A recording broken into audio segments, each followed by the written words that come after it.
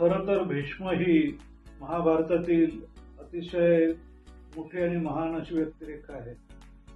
परंतु या भीष्माला देखील त्याच्या आपल्या प्रतिज्ञेचा आणि त्याला मिळालेल्या वरदानाचा खूप गर्व झालेला होता.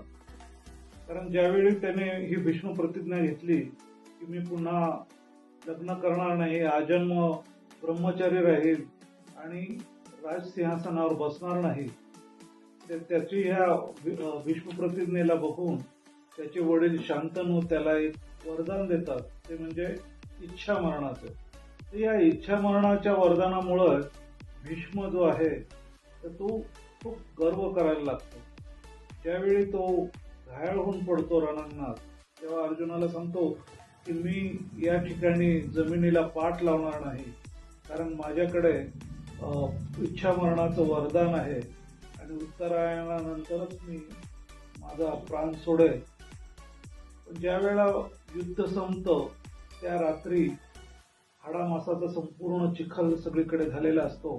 अशा वेळी भीष्माच्या जवळ एक प्रकाश निर्माण होतो आणि त्या प्रकाशातून एक स्त्री त्या ठिकाणी येते. ती सुंदर स्त्री दुसरी तिसरी कोणी नसून धरती माता असते. त्या धरती मातेला बघून भीष्म म्हणतो, हे माते तू का प्रकटली आहेस? त्यावेळेला ती धरती माता त्याला म्हणते, हे भीष्मा, तुला हा कसला गर्व झालेला आहे?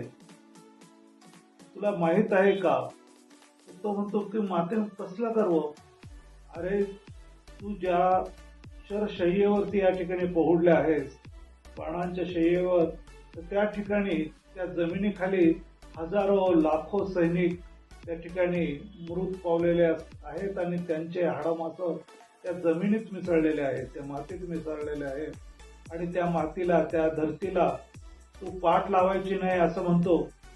तेव्हा भीष्माला त्याची चूक कळून येते आणि तो धरती मातेचं त्या ठिकाणी माफी मागतो आणि त्यानंतर धरती माता त्याला मोठ्या मनाने माफ करते आणि या आपल्या सुपुत्राला आपल्या कुशीत ती पुन्हा घेते. अशा रीतीने भीष्माचा देखील गर्वहरण झालेला आहे.